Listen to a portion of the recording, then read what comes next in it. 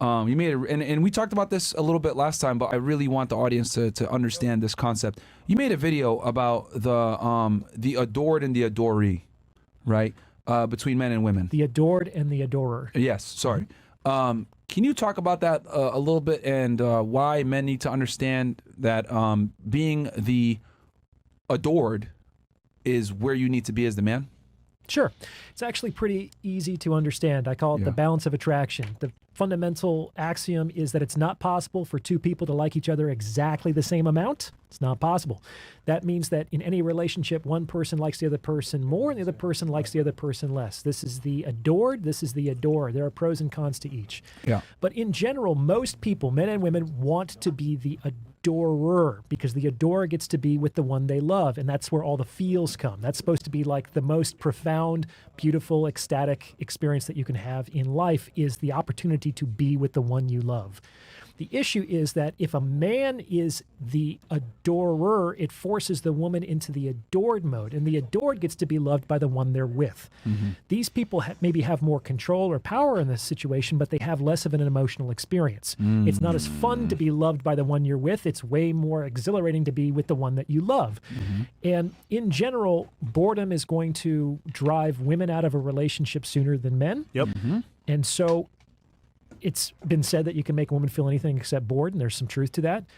And the longer she's in the position of being the adored, she's on that pedestal and you're looking up to her, the less she's having an emotional experience and the more she might be looking for the door. Also, if you're looking up at her, she's looking down at you. And a woman wants to look up to her man and think, man, I'm lucky to be with this guy. He is tall, he is strong, he is rich, he is competent. How can she do that to the guy who's staring up at her with puppy dog eyes? So what I tell guys, especially guys in their 20s, a lot of nice guys, you know, they're well-meaning men.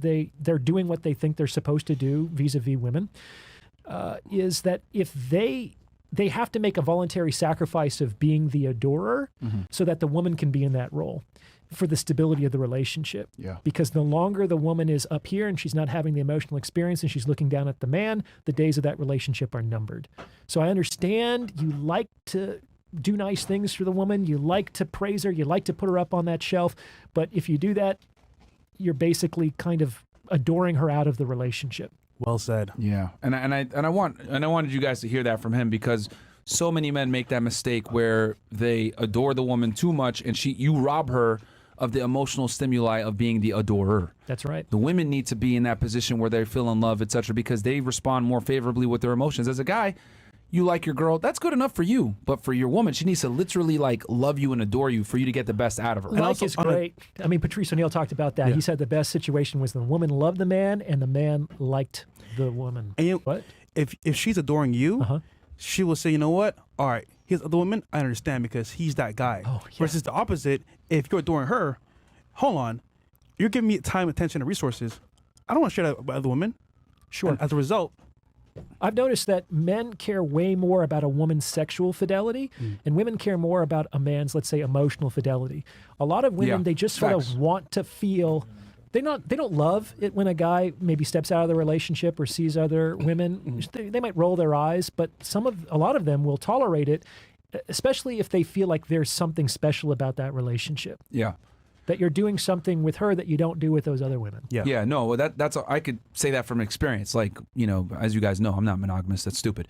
But what I will say is that one of the complaints is, oh well, because girls are always gonna find something when they, you know, they'll be okay with it, but it's gonna come up. Oh, well, this girl did this, blah blah blah. Like, it could be something as simple as like, they use the shower. That's fucked up. Blah blah blah. Oh, like little things like that.